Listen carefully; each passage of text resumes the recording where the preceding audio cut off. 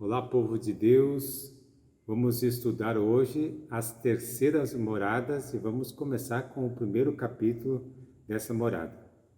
Nós vimos na morada anterior como era importante o combate, a luta interior. Santa Teresa diz assim: quem perseverar nesse combate vai chegar até a terceira morada. E ela chama as pessoas que chegaram a essa terceira morada de bem-aventurados. Bem-aventurado o homem que teme o Senhor. Importante porque Santa Teresa faz uma diferença entre temor e medo. O medo seria algo ruim, porque seria como estar com o inimigo sempre à porta. E até no Evangelho, muitas vezes, Jesus diz: não tenhais medo. Mas o temor do Senhor é algo bom, é como um respeito, uma reverência e uma confiança em Deus que nos coloca sempre em vigilância. Santa Teresa, várias vezes do seu escrito, e aqui nesse capítulo, ela faz uma digressão. Ela foge um pouquinho do assunto e depois ela diz assim: como eu estava dizendo. E aqui ela foge um pouquinho do assunto para falar um pouquinho dela. E falando um pouquinho dela, ela como que se introduz naquilo que ela está falando, de tal maneira que aquilo que ela fala é algo vivencial. Então, o que ela está ensinando é algo que ela vivenciou em si mesma. Santa Teresa constata que na sua própria vida nunca faltou o auxílio de Deus. O que faltou, e às vezes falta na nossa vida, é nós corresponder à graça de Deus. E novamente aqui ela retoma o tema da misericórdia de Deus, que nós nunca podemos desconfiar da misericórdia de Deus. Mas Santa Teresa, então, voltando ao seu assunto, ela fala das falsas seguranças que a pessoa que está na terceira morada tem. Como, por exemplo, basear-se no seu passado glorioso, no caso das religiosas, ou na vivência da clausura, ou por ter feito alguma penitência, ou mesmo por ter vida de oração. Colocar nisso a nossa segurança seria um grande equívoco. Isso são coisas boas, mas não basta. E é o que nós vamos aprender aqui profundamente nessas terceiras moradas.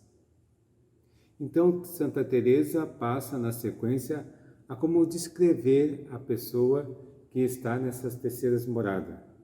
A primeira apresenta os seus aspectos positivos e depois se detém naquilo que ela ainda precisa crescer, que nós poderíamos chamar seus aspectos negativos. Primeiro, Santa Teresa então diz que são pessoas desejosas de não ofender a Deus. Depois diz também que são muito amigas de fazer penitência. São pessoas que buscam o recolhimento, Nós sabemos, já têm vida de oração. São pessoas também que se exercitam na caridade e são pessoas que são corretas, tanto no seu falar como no seu vestir, ou mesmo na administração dos seus bens, na administração de sua casa. Novamente, tudo isso é muito bom, mas não pode ser que nós coloquemos nisso a nossa segurança. Então, Santa Teresa diz assim: isto é bom, mas não basta. E para ela explicar o que de errado possa haver com a pessoa que está vivenciando as terceiras moradas, ela traz à memória um texto bíblico muito importante, que é do jovem rico. Se você recorda, o jovem rico diz que já estava fazendo tudo aquilo desde a sua infância, mas Jesus ainda lhe pede um passo a mais.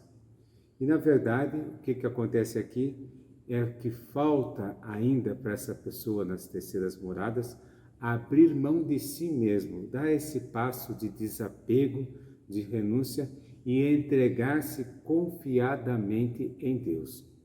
Então, veja agora quais são as dificuldades das pessoas que estão nessas terceiras moradas, os elementos negativos.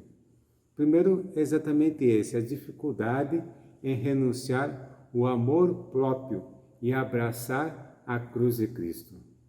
Depois, outra dificuldade é de acolher as securas e também as dificuldades que possam haver na oração. Ainda são pessoas que estão muito baseadas no gosto que a oração possa causar. O importante também aqui é perceber que o amor está sendo provado e precisa ser provado com as obras. Essas terceiras moradas pode ser chamada a morada da prova, em que o nosso amor é provado por Deus. Por isso o importante não é tanto as obras, não, mas o importante é nós demonstrar que nós estamos determinados e que nossa vontade está determinada a amar e servir a Deus. Então, a provação, ela vai revelando a nossa verdade. E a aprovação também tem outro elemento positivo. Ela vai revelando o nosso amor a Deus, o quanto realmente nós amamos a Deus.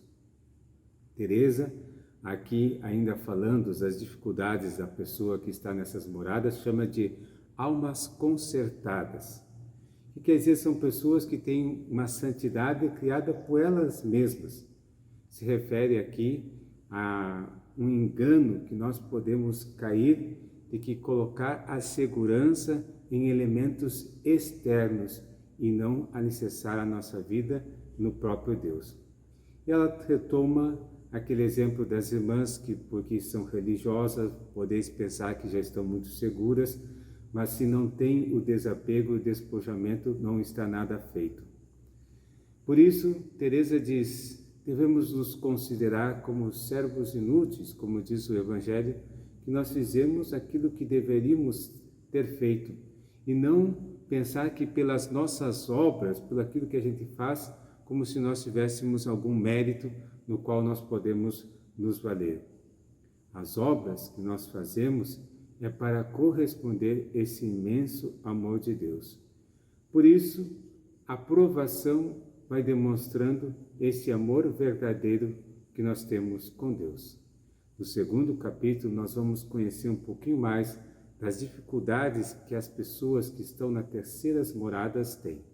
Fique conosco, acompanhe as nossas aulas, o nosso curso, e que Deus continue te abençoando, que você possa adentrar cada vez mais neste castelo interior.